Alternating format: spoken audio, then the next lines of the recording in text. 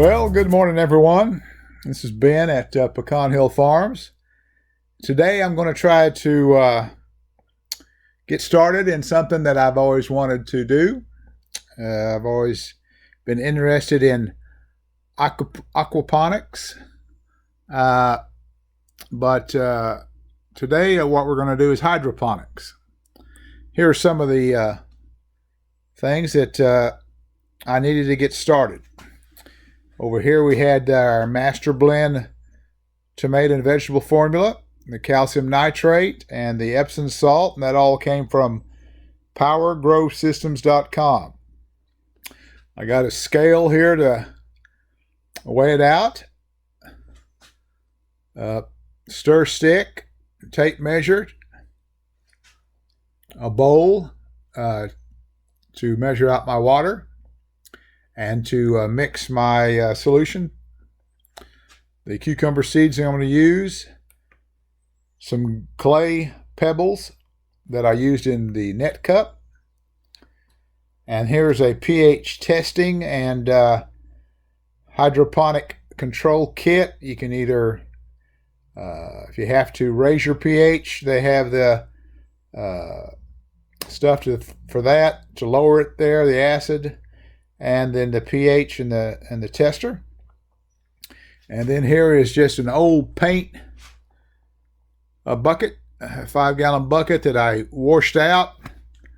And then here's my net cup that I'm trying to grow the seed in. I have those clay pebbles down at the bottom, and at the top I went ahead and put in a potting mix, and I planted a couple of those cucumber seeds in that. And this is looking kind of down into the solution.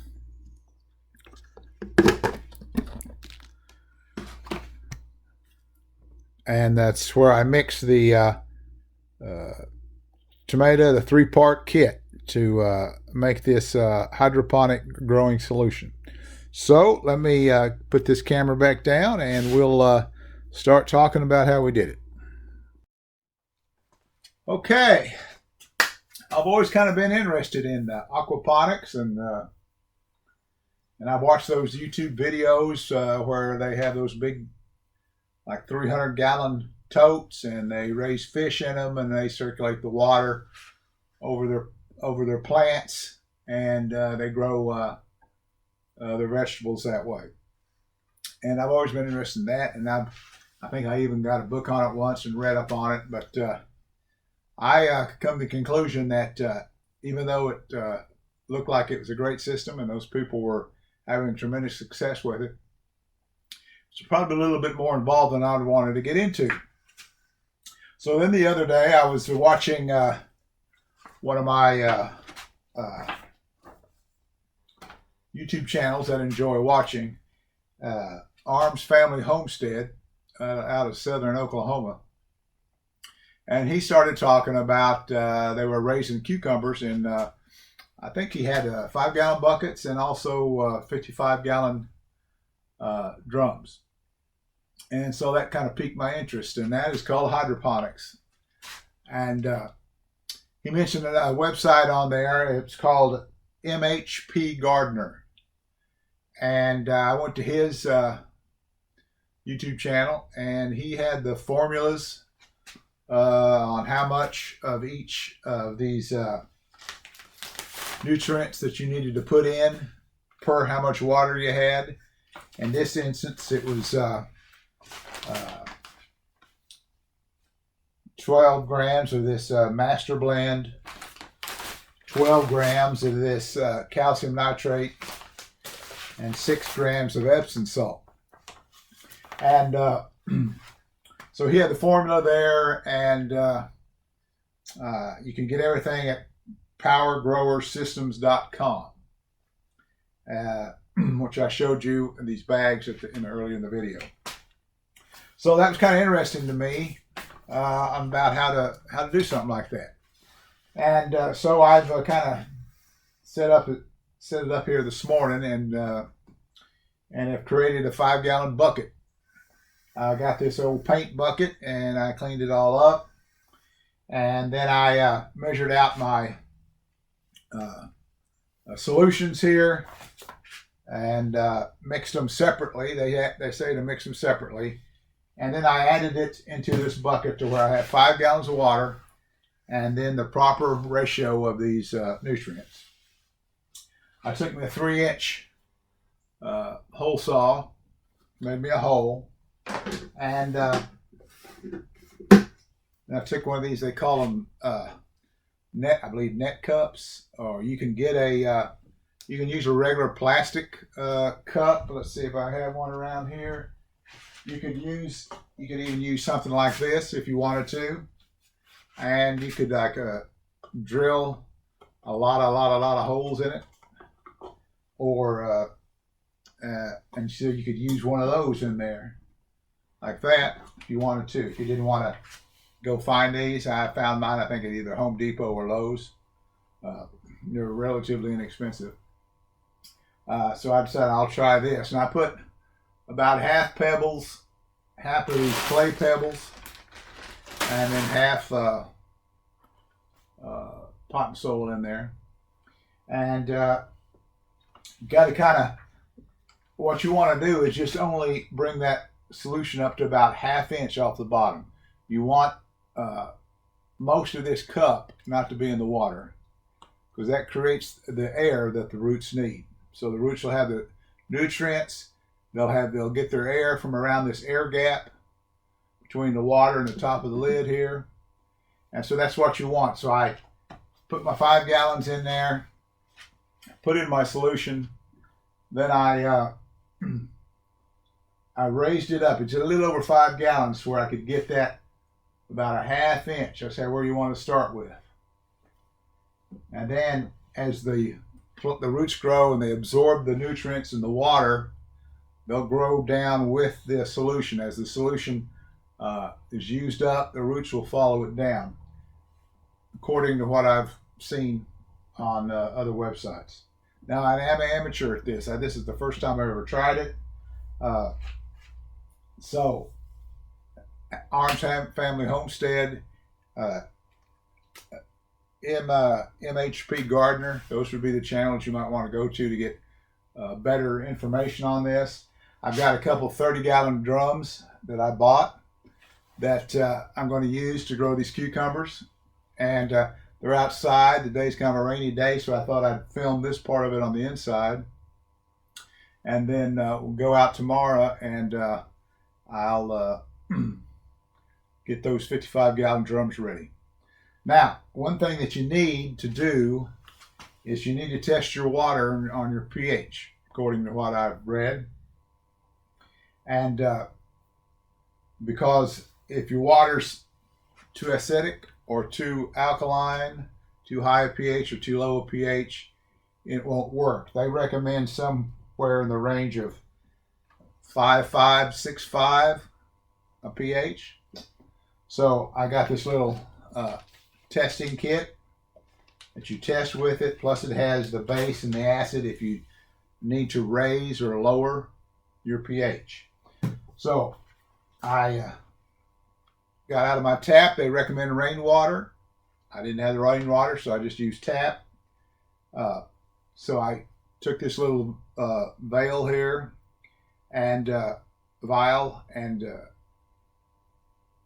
it up about halfway, put 3/8 of this test indicator, 3 drops of this test indicator in there, shook it up, and my water came out about 7, around 7 pH, about neutral.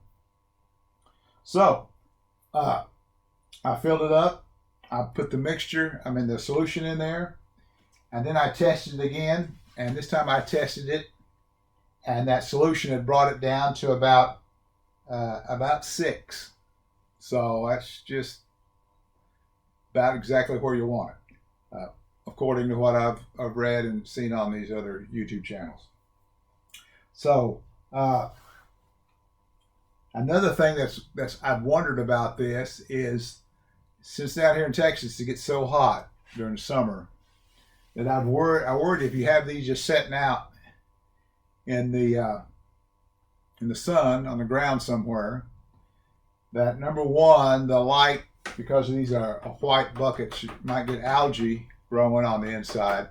Number two, the heat, if the solution the water just gets so hot that it's a detriment to the plant. And so I was reading that this one fella, he buries his in dirt. And he'll put his buckets down and pile dirt around them. Well, the whole point of raising them in water is that you don't want to deal with dirt. But what I thought about doing, and I'll try it, is take them out there in my garden area, and I've got tons of leaves that are bagged up that I use as mulch and in my compost pile. So I think I'm going to set these out here and try to just pile leaves around this bucket. So that way, that should keep it dark, where I won't have to worry about algae, and also keep this bucket cool so it doesn't get too hot. Now, my problem with the big barrels is that I'll have to come up with some other solution. They're a blue barrel, so I shouldn't have too much worry about algae, I wouldn't think. But I could still have a problem with heat. Now, they are big enough that maybe the heat won't affect the water, won't raise the temperature of the water so much because of the big volume of them. But I may have to try to put a kind of a skirting around them, at least keep the sun from hitting them. So we'll have to see how that works. But I've always been interested in this. I've never tried it, especially the aquaponics where you have a running water, and I just more than I could probably do. The hydroponics now, that piques my interest a little bit, especially if you could, I don't know how, if you could have a good enough grow light system that you could do it inside, but we can always experiment on that, see how that works. But it's not terribly expensive. I mean, they send you so much of this stuff when you order it, the kit, that boy, you got enough here to fill a lot of buckets and drums of water. But I'm going to give it a shot, and we'll see how it works. Other people have had success with it. Some of them use totes. They figure out how much volume is in a tote, 10 gallon, 20 gallon, whatever it is, and they drill holes, maybe 4 or 5 holes in them, drop those little cups in, net cups, or use these little cups and put them down there, and are growing stuff out of tote. So there's you don't have much space, and if you're in a balcony situation or an area where you just don't have any space, and you really don't want to work with dirt or pot and soil or whatever, you could try something like this and see what kind of success you'd have. And I think there's a lot of possibilities. So we're going to give it a shot. And so tomorrow, it's supposed to clear up today, and tomorrow we'll get out and I'll set up, and we'll try to figure out what do we need to fill up those 30-gallon drums, and we'll plant those cucumber seeds and see what kind of success we have out there. So I'm going to pause here, and tomorrow we'll go out and check on and work on those 30-gallon drums. So thank you much. We'll see you tomorrow. Okay, we're back out here with the blue drums. I bought these over in West Fort Worth off of Craigslist. There used to be had syrup in them. They're 30-gallon drums. So I found an area here in my backyard, and I leveled it off so that they set level. And the reason I picked this area, I got the east is this direction, so the east's coming over, and then on this side over here I have some big old pecan trees. So what my thought was that they'll get sun most of the day, but when it really gets blazing hot, this big pecan tree here will throw shade on these drums, and maybe this water solution in here won't get so hot that it damages the plant. There's also a thought of I might go ahead and put some kind of skirting around here to block the sun from hitting the barrels, because even you can feel right now they're even pretty warm here in the morning, just the morning sun. So that's probably what I'll have to do to keep these from getting so hot, because I think if the water gets too hot, then the plant won't do very good. But anyway, so I brought everything out here, and so first of all, we got our 3 parts. We got our 4-18-38 tomato and vegetable formula here. We got the nitrogen, which is this calcium nitrate, which is going to raise the nitrogen up in the solution. And then we have the Epsom salt, add calcium, magnesium into it. So those are the three parts of the solution. So yesterday, you remember I used 12 grams of the calcium nitrate, 12 grams of the master blend, and then 6 grams of the Epsom salt. So this is 30 gallon, which is going to be 6 times bigger than the 5 gallon yesterday. So I'll need 72, 72, and 36 grams. Okay, put a little water in there. Stir that out a little bit. It's lowered it to just about 6, it's just about where you want it. So on this earlier one, what you do is with this little kit that I showed you yesterday, this little dropper here, you fill your water up about halfway in this vial, and then you put about 3 to 5 drops of this pH tester in here, shake it around a little bit, and it turns color, and it turned the color, which is kind of a yellow-green, according to their chart here. That was just about where I wanted, between 5.5 and 6.5. But this was about 6. So luckily, I don't have to try to use that base or that acid that I got that comes with this package to try to lower it lower it or raise the pH. So that worked out good. So I'm very pleased with that. Okay, we'll wash this out. We got one more to put in there, and that's our Epsom salt.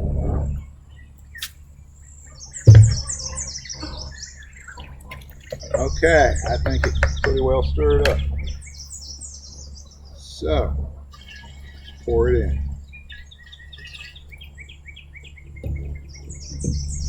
Not quite all the way. Let me stir this up a little bit more here.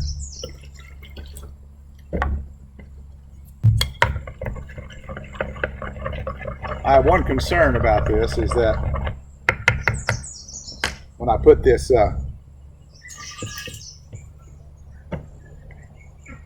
what I did is I drilled a hole. Now I had 2 bung holes here that you could have used if you'd have got the right size, like a cup, like I was talking about yesterday, that cello cup or some kind of cup you could drill holes in. It would have fit down in there. You could, but I wasn't thinking that far ahead. I wasn't thinking that smart. I just thought about this net cup, so I just drilled that 3-inch hole right here in the middle of this barrel, which is not a bad thing. So now, if I do need to add anything to this barrel, instead of trying to pull this out with the roots, hopefully if this grows, the roots will be hanging down, to try to move that out, then I can just go ahead and add or test in one of these holes here on the regular holes that come in these drums. So, but my concern is, since this lip here is higher, of course, and when it rains, it's gonna collect water here, and there's a good chance that water will seep through and seep down back into this drum. So I got to come up with, either I got to come out here after it rains and try to get that water off. So, because that could add, over time, gallons, I guess, maybe, a gallon of water, or however this lid holds and how much, sinks down in there. So I've got to think about that. So I've got to stay on top of that. So there's a couple of things. It's not really carefree. There's a couple of things I'm going to have to watch, and that's the heat, and also the amount of water that accumulates on top of this. It might drain down in there and mess with your ratio of your solution. So, okay, that's all good. I'm going to move this out of the way. Uh-oh. Like I said yesterday, there is you need to put that water so it comes up about a 1/2 inch or so on the solution on your net cup here. That way that leaves you an air gap around the top. And that 1/2 inch then will seep up there and wet, and it'll wet this potting mix I have those seeds in. They'll germinate. And then as the water goes down, the roots, of course, will go down with that water growing down. And so you need to start off about a half inch or so here on this neck cup. So what I did is figured out, you know, of course the depth of this cup, the how thick this lip is here on the top. This lid is about a half inch, about a quarter inch. And so I figured I need to be about, the water needs to be about a half inch and a half from the top of this drum. So it's kind of hard to see, especially at this angle with where the sun is. But I'm going to turn on my hose, and we're going to fill this up until it comes. And this stir stick has measurements here, so I'm going to come about an inch and a half, and then run that water in there slowly, and until it gets to the edge of that, to the end of that ruler. Then I'll know I'm good shape. Then I'll put my net cup in and then pull it out and look at it. So let me turn the water on, and we'll start filling this drum up.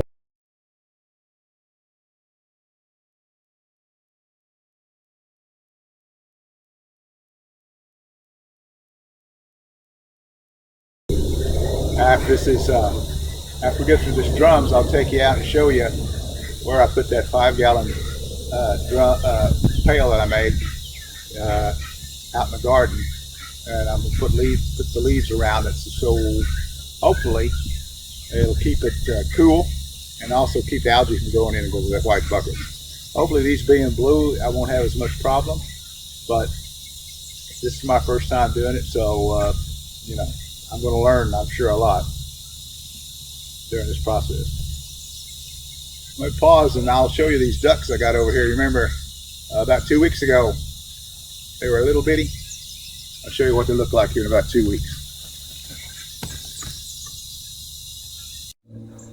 Well, one problem with going to showing you the ducks. If I go show you the ducks, my water's running in this barrel. I'm liable to overflow, and I'll have to be sucking it out. So we're right at 1.5 inches. I'm about 2.5 inches, so we're almost there.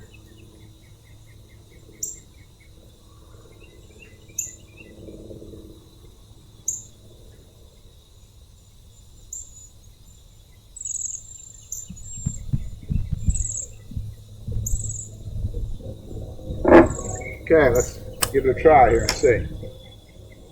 Let's get a net cup down in there and let it sit for a second.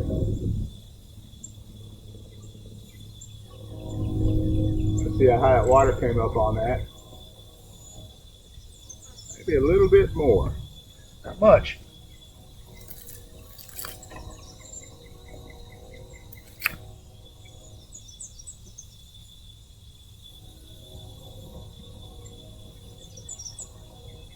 I think that's about what we want.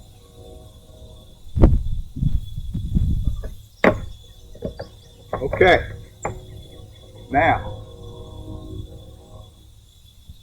just sit and wait and see what happens.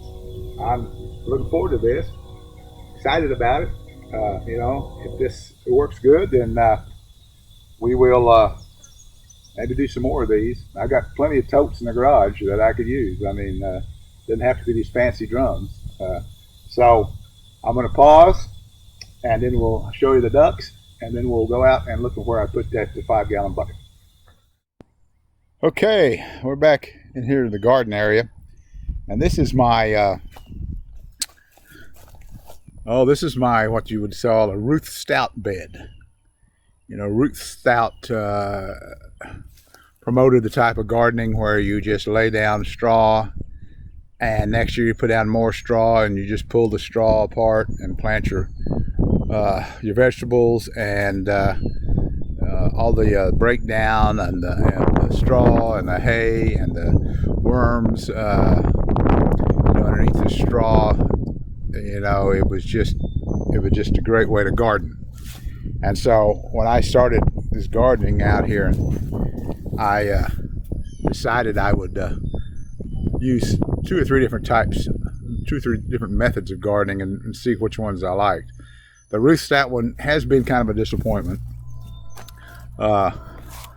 There's some potato plants that are coming up. They're looking good. The trouble is, about 3/4 of this bed I planted potatoes. And so, you know, I've got one popping up there and another little one over there, but and I think my problem might be, number one, it's in a bed, it's circled, you know, around the edges, and this clay holds water, it doesn't drain very well. So it could be that when it rains, when I get a lot of rain, there's no place for it really to go, and it just kind of sits there and it rots those potatoes. So that's the only thing I can figure that I'm doing wrong. The first year was the best year because I just lift the straw up, put the potato underneath there, and just throw the straw back down and walk away. When it comes to harvest, I just pull the straw back and pick out the potatoes. I mean, that's a fantastic way to do it. But I've got a feeling maybe it doesn't need to be in a bed type situation. But anyway, so I got this corner here that's empty, and that's where I put my bucket, my 5-gallon bucket. And so I got these leaves, you know, in other videos you can see I've got leaves, you know, bags of leaves I collect off the side of the road. And so I took one of those bags and I pile those leaves all around that bucket. Now it's kind of inside this bed, so it's going to get some protection from wind. A lot of times wind will, you know, blow these leaves all over the place. So I think that'll help. So that should help keep that bucket cool and keep the algae from growing in it. So we're going to find out. I mean, if this works, and it probably does work with a lot of people, but if it works for me, because I'm prone to make mistakes sometimes, then it's going to be successful. I may just line this whole bed area here with these buckets and totes and stuff, and grow them, try to grow them that way in this area here. So I'll probably have to come along, put a cage around there for these cucumbers as they grow up. I guess I could let them just grow across the top of this straw, but that's probably not the best way to do it. It'd probably be best if I ran them vertically. So let's go in and look at these ducks. Now, the last time you saw these ducks, I had moved them, and they were, I don't know, they just hadn't got their feathers yet. And that's not that long ago, so let's go over here. But the thing about ducks I don't understand, because this is the first time I've raised ducks, is that when they were little, they didn't seem to have any problem with me. I walked around them, and they weren't scared. But it seems that the older they get, even though I've tried to be super nice to them, don't try to do anything aggressive or anything, they just get more and more skittish. And so here they are now. One thing about these Pecan ducks is they grow fast. I think I read it was 2 months they'll be mature as far as weight in 2 months. Well, that may be right, because I don't know how long I've had them now, 5 weeks or whatever, but they're getting all their feathers in. They're starting to look like a regular old Aflac duck, aren't they? So now I got to get out and get the word out and try to find out who would like some, and male and female. And that will be a wild experience there as I try to grab them. So I go into their little house in the morning before I let them out, and then take one out at a time and try to figure out if he's quacking or if he's not quacking. And so that'll be interesting. So anyway, I hope you like this video, and that you'll follow along and see how these plants do, and if this hydroponics is maybe something that you'd like to do. If you've had any experience in hydroponics and you want to put some comments down there, is it a thumbs up or thumbs down on hydroponics? If you'll let me know. And please subscribe and follow me along as well. You try to keep those ducks there from eating my crepe myrtles. But as we follow along on this adventure with hydroponics and with this food forest that I'm trying to build here in North Texas on my 1-acre homestead. So y'all have a wonderful day, and thanks for watching.